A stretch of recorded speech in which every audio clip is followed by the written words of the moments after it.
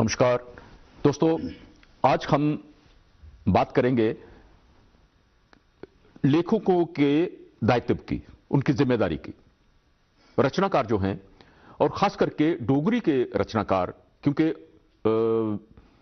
डोगरी अब संविधान के 8वें शेड्यूल में है। 8वें शेड्यूल में ये 2003 को आई।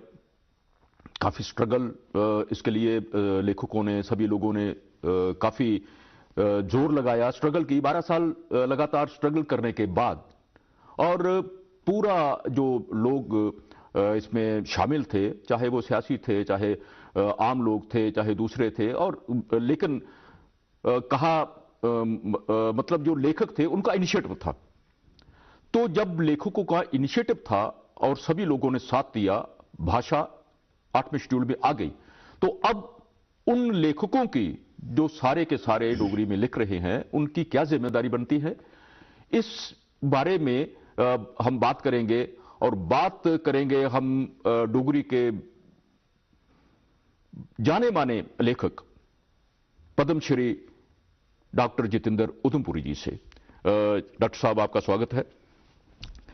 डॉक्टर साहब, आप जानते हैं, आप सभी लोग जानते हैं कि भाषा जब 8th शेड्यूल में इसके लिए स्ट्रगल चल रही थी, नहीं थी, और लगातार लोगों ने स्ट्रगल की। अब भाषा हमारी 8th शेड्यूल में है।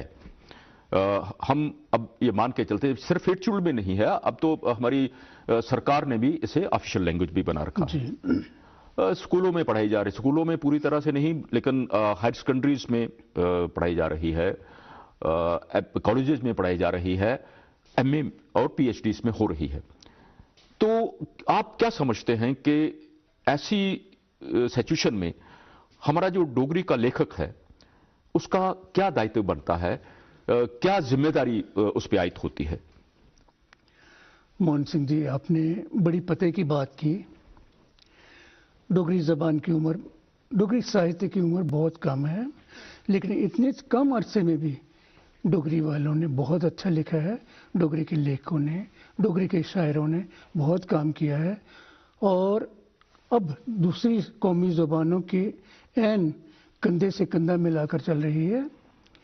ये खुशी की बात है। लेकिन एक बात ध्यान में रखनी पड़ेगी, हम किस दौर में लिख रहे हैं, किसके लिए लिख रहे हैं, क्या लिख रहे हैं, हमारे लिखने का मयार क्या है। हम अगर दूसरी भाषाओं के मुकाबले में हैं तो क्या हमारा लेखन उनके मुकाबले में ठहरता है तो कहाँ ठहरता है? मोहन सिंह जी, बच्चे अक्सर हमारे घरों में डोगरी पढ़ते नहीं। कसूर माँ बाप का भी है और हम लेखकों का भी है। हमने उनको वो दिया ही नहीं जो वो चाहते हैं, जो उन्हें दूसरी ज़बानों में मिल रहा है हम नहीं दे पा रहे हैं। बच्चे कॉमिक्स पसंद करते हैं, बच्चे अमर कथाओं की तरह तस्वीरों वाली कहानियाँ पसंद करते हैं, बच्चे टेलीफिल्म्स, बच्चों की टेलीफिल्म्स पसंद करते हैं। हम डोगरी में नहीं कर पा रहे उनके लिए। जब वो आप उनके लिए नहीं कर पाएंगे तो वो डोगरी क्यों पढ़ेंगे? डोगरी को आपने इस कदर खूबसूरत, अट्रैक्टिव बनाना है कि बच्चे खुद ब खुद डोगरी की किताब निकालें, लाइब्रेरी से निकलवाएं, बाज़ार से खरीदें और पढ़ें। जब तक ये नहीं होगा, बच्चों को आप मजबूर नहीं करेंगे। डॉक्टर साहब, एक दूसरी बात, थोड़ी सी बात, हम अपने घरों में बच्चों के साथ, गांव में भी अगर आप दूर दराज गांव में भी जाएंगे तो माँ बाप की कोशिश होती है, चाहे वो टूटी फूटी हिंदी बोले, टूटी फूटी उर्दू बोले, लेकिन हिंदी या उर्दू में बात करेंगे बच्चों के साथ, जो नहीं होना चाहिए। आपने देखा होगा कि कश्मीर के रहने वाले, कश्मीरी बोलने वाले अगर दो विद्वान भी हैं एक जगह पर तो वो कश्मीरी में बात कर रहे हैं। अगर पंजाबी के दो लेखक हैं, कितने, वो सभी बहुत सी ज़ुबानें जानते हैं, लेकिन जब मन की बात करेंगे, जब अपने घर की बात करेंगे, जब अपनी बात करेंगे तो अपनी भाषा में बात करेंगे। डॉक्टर साहब, क्या आप इस बारे में कभी सोचा या इस पे विचार किया कि ऐसा क्यों है कि यहाँ डुग्गर में ही, या डोगरी भाषी जो क्षेत्र है उसी में ऐसा क्यों है कि वो अपनी जुबान ना बोल के दूसरी जुबान बोलने की कोशिश करते हैं, अपनी मातृभाषा ना बोल के? जी, ऐसा क्यों है? कभी ऐसा सोचा आपने? ये एहसास से कमतरी है। एहसास से कमतरी, ऐसा मत कीजिए। एहसास से कमतरी हमें किसने दिलाया? इन आसपास के लोगों ने। किसी कल्चर को अगर आपने तबाह करना हो तो उसकी जुबान छीन लीजिए।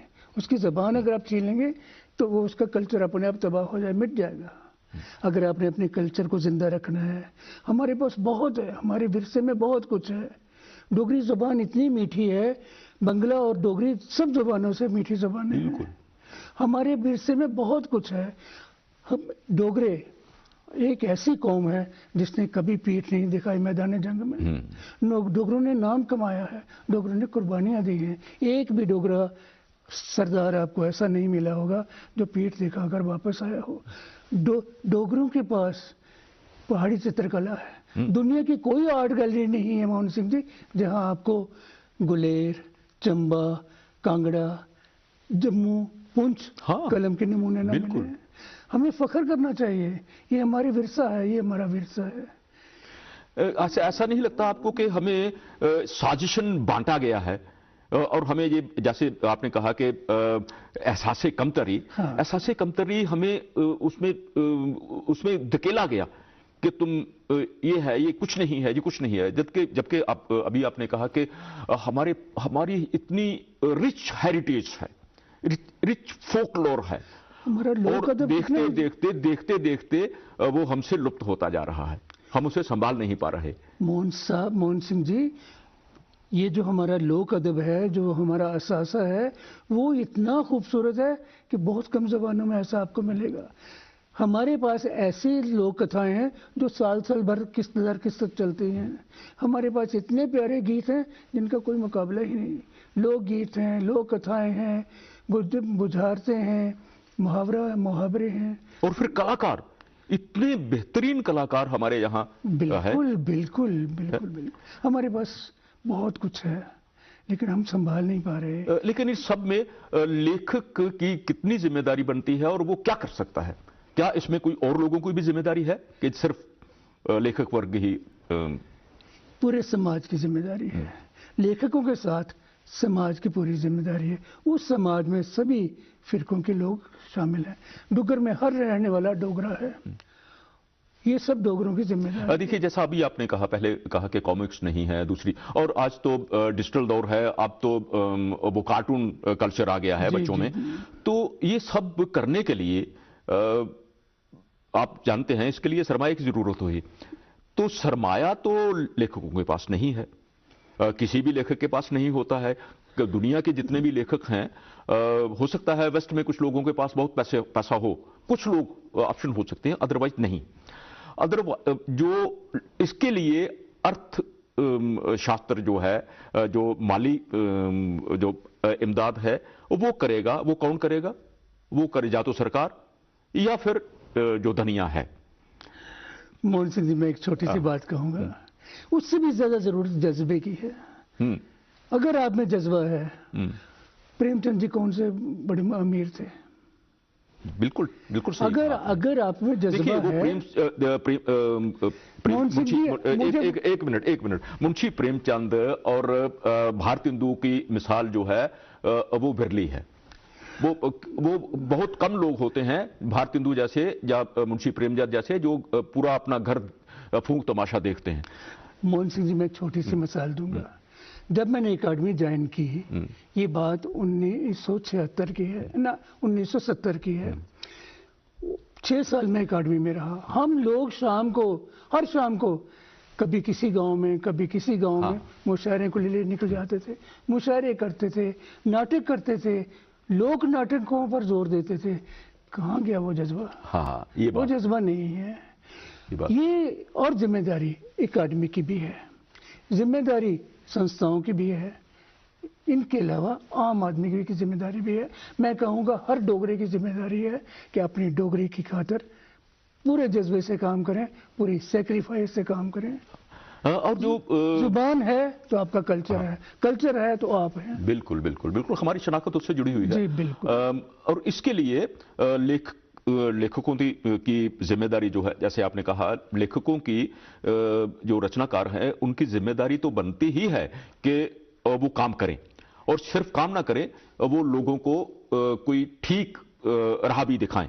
बिल्कुल ठीक है, लेकिन उनके साथ साथ जो क्योंकि हम जितना बिगाड़ कर चुके हैं, चाहे किसी कारण भी किया हो, जी, जी। हमारी जो नई जनरेशन है उसको हम अपने से दूर जो हमने कर रखा है, उसे कैसे, किस तरह से पूरी तरह से इन्वॉल्व किया जाए कि वो अपने आप पे फख्र करें कि हम डोगरे हैं और हमें डोगरी बोलनी चाहिए, हमें डोगरी में काम करना चाहिए। इसके लिए कुछ जिस तरह से एक बंगाली तन मन धन से बंगाली है, कश्मीरी अपनी जुबान की तरह के लिए हर कुर्बानी देने को तैयार है।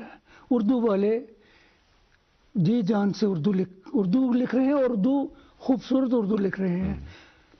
आप देखिए, अगर आप कुछ लिख रहे हैं, आपके पास कितना साहित्य ऐसा जो टिकाऊ साहित्य है, कितनी रचनाएं ऐसी हैं जिन्हें आप क्लासिक्स कह सकते हैं। कर्नल शिवनाथ जी अपनी इतिहास में लिखते हैं कि डोगरी में अभी तक एक भी किताब ऐसी नहीं है जिसे हम क्लासिक्स की कैटेगरी में रख पाए। तो एक तो हमें अपना मयार ऊंचा करना होगा, दूसरा लोगों में ये डालना होगा। मैंने एक बात पहले ही कही कि अगर डोगरी है तो आपका कल्चर है, आपका कल्चर है तो आप हैं। अपने कल्चर को संभालिए, अपनी जुबान में खूबसूरत लिखिए, बच्चों को रागिब कीजिए इस तरफ, बच्चों का ध्यान इस तरफ। देखिए डॉक्टर साहब, मुझे लगता है कि जैसे आपने पहले भी कहा कि शुरुआती दौर में और उसके बाद भी काफी अरसा तक गांव-गांव में जाना, मुशायरे, गोष्ठियां, छोटी मोटी इस तरह की करना कि लोग इन्वॉल्व हों, नाटक करने लोग इन्वॉल्व हों। उसके बाद भी ऐसा हुआ है, लेकिन जो जैसे तारा स्मैलपुरी जैसे आपने उनके साथ सर्विस भी की है, जो उनके पास बात थी, जो हास्य और व्यंग और एक मैसेज उसमें अपनी कविता के मार्फत, वो और जैसे बसंत राम बसंत या मूललाल सपोलिया या मधुकर या दिनूभाई पंत जो कविता जब करते थे तो सुनने वाले उसके नशे में घर जाते थे। बिल्कुल सही है। वो उन कविताओं का नशा तारी रहता था। आज शायद हम पब्लिक से, लोगों से कट चुके हैं। और ये कारण भी मुझे लगता है कि शायद आप मुझसे इत्तेफाक करेंगे कि ये कारण भी है। इसे भी हमें रिवाइव करना चाहिए अपने आप को। मैं यकीनन इत्तेफाक करूंगा। आप बिल्कुल सही कह रहे हैं। हम अपने समाज से कट रहे हैं।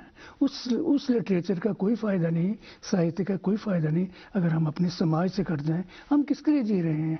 हम खुद लेखक खुद एक समाज का हिस्सा है। जी डॉक्टर साहब, आपने जो इस बात को लेके, इस चर्चा को लेके जो प्रश्न उठाए हैं, वो बहुत ही उन पे सोचने, उन पे विचार करने की जरूरत है। और मुझे लगता है कि हमें इस पे सामूहिक तौर पे इकट्ठे बैठ के विचार करना चाहिए, ताकि भाषा जो है जन जन तक पहुंचे और लोगों का हम फख्र से कह सके कि हाँ जी, हम डोगरे हैं, हम सब डोगरी बोलते हैं। डॉक्टर साहब का बहुत बहुत शुक्रिया, बहुत बहुत शुक्रिया।